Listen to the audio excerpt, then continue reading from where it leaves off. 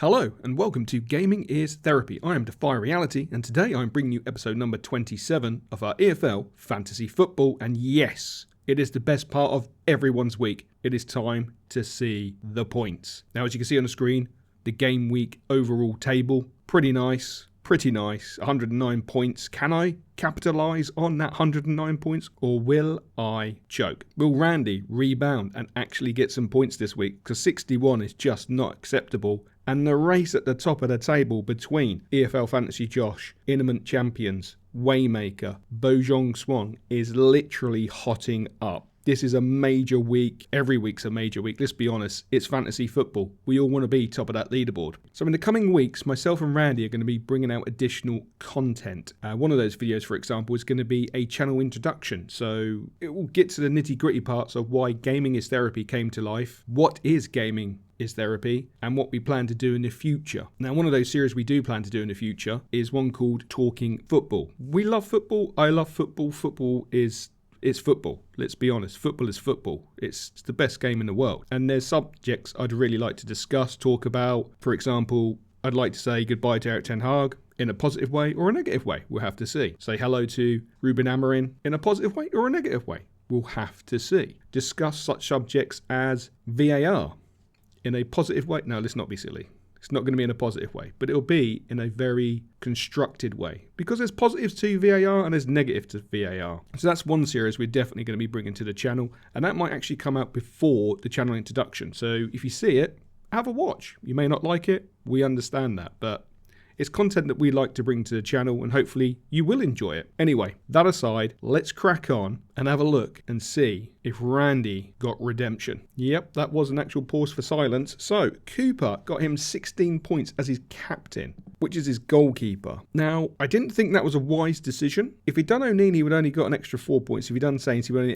got an extra 4 points. So overall, Struick, he would have got an extra 2 points. Granato would have got the same. Out of curiosity, and this is just something in my brain has just dumped it, just literally dumped. Bellingham -2. If you captain him and he has -2, would that not be -4? The hilarity of that just is not lost on me, but that's just, my brain has just dumped that in me right in the middle, and I have a short period of time to turn this video around. So, okay, composure. Cooper 16, Struick 9, Eiling 5. Okay, back 3, not too bad. Bellingham, yeah, okay. Who foresaw that coming? -2, red card, we get it. He missed the second game. One of those things. You can't predict those things. No one can predict red cards. It's impossible. Unless it's Vinnie Jones, you probably could. Or Roy Keane, you probably could. Or Steve McMahon, you probably could. No, then again, in those days, you could literally get away with murder. O'Neill, 10 points. Nice little return, to be fair. Granato, 8 points. Nice little return. And Sainz, 10 points. Nice little return. Leeds and Sunderland let us both down massively because we both selected Leeds and Sunderland. So 19 points. Is that good? Not really. I did not foresee Leeds losing to Millwall. I have to be honest. I thought Leeds would have enough in the locker to win. Did I see Sunderland getting that draw? Of course not. I thought I'd have enough in the locker. I'm really disappointed with both teams, and I'm sure Randy is well. When I say I'm sure, I know he's disappointed with his two teams' performances, and so am I. It's a major drop the ball moment, but it is what it is. So that's Random's team. The bigger question is, can I capitalise and bring home some banging points? Now, when I say banging points, 100 plus would be nice. So here we go. Yep, that's not 100 plus. Okay, so Messi in goal. Look, 9 points. I'm happy with that. It's a good return. I've already discussed Leeds and Sunderland, so we don't need to talk about the two teams again. Struick with 9. Shotter with 15. Fantastic return, 15. Absolutely beautiful. Kirky Kirks, the fullback at Sunderland, 34 as my captain. I'm happy with that. That's a banging return. Beautiful. Absolutely beautiful. Saints up top, 10 points. I'm happy with that. And then Hackney and Bellingham. I picked the only two players to get red cards. You've got to be taking a Michael. I would have been banging over 100 points if I just had two sensible midfielders. So -4 points really do hurt me. Absolutely do hurt me. But it is what it is. It's the risks we take. On paper, it was a very good selection. On paper, that team should be getting me at least 100 to 110 points, and it hasn't. It hasn't delivered. The question is, how's that affected me on the weeklies, let alone the overalls? We won't even go with the overalls just yet, but how's that affected me on the weeklies? And there we go. Very disappointing. We'll start from the top down. So, number 1 on game week 13 with a staggering 121 points. Bojong Swan. If you watch the FPL challenge, Sonny Eriksson. Fantastic return. Second place, maximum effort with 116 points. That's a banging return. Impressive. In third place, EFL Fantasy Josh, or as we know him on the FPL, if you watch the FPL, 114 points. Cracking return. I mean, the top 3, all over 110 points, and having your leader over 120. That's a cracking wig, to say the least. Then we have Waymaker, 4th place, 105 points.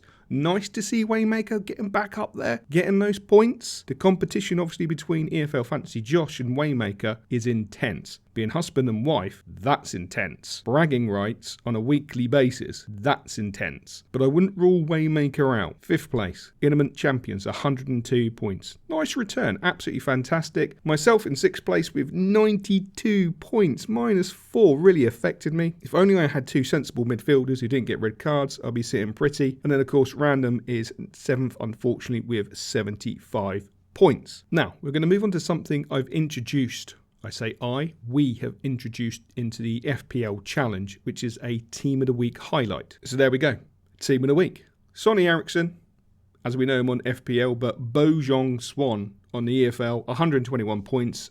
That is a team that collected all those beautiful points. Sheffield United, Sunderland, 30 points from his teams alone is biblical. That's a cracking return. Cooper in goal got him a nice 8 points. Fantastic. Struck 9, Kirkin 17, Shotter 15. It's interesting to see that he has an identical back 3 to myself, but I captained Kirkin, obviously. He captained Sainz up top, which got him 20 points. So he could have had even more if he captained Kirkin, and I don't even want to think about that. That's ridiculous. Obviously, he had sensible midfielders. Simon's in the middle with Azaz. I butchered his name, I do apologise. But 22 points is fantastic. If I had those 2 midfielders, cracker jack, but what a team.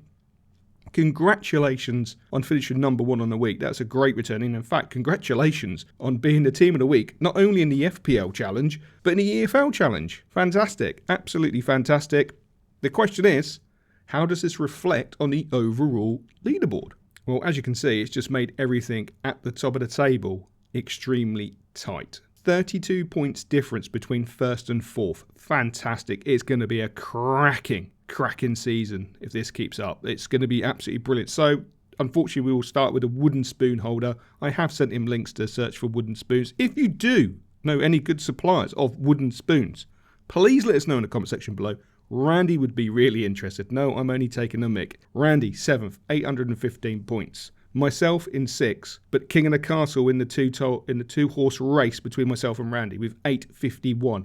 In 5th place, has moved up a slot. I don't appreciate that maximum effort, but congratulations on the week with 116 points. You deserve it, sir. 868 points. Fantastic return. Bojong Swan. Team of the week, 121 points.